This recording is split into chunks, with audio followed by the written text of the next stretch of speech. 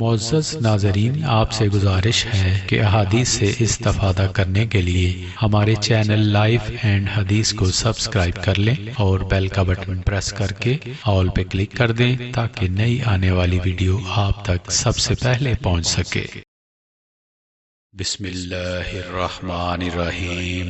ہم سے ابراہیم بن موسیٰ نے بیان کیا، کہا کہ ہم کو ہشام بن یوسف نے خبر دی، انہیں ابن جریج نے کہا کہ مجھے عطا نے خبر دی، انہیں ابو صالح نے،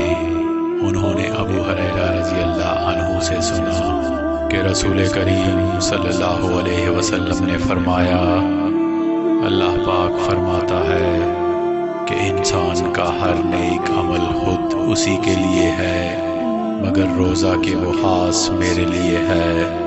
اور میں ہی اس کا بدلہ دوں گا، اور روزہ گناہوں کی ایک ڈال ہے۔ اگر کوئی روزے سے ہو تو اسے فاحش گوئی نہ کرنی چاہیے اور نہ شور مچائے۔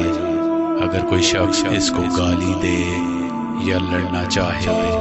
تو اس کا جواب صرف یہ ہو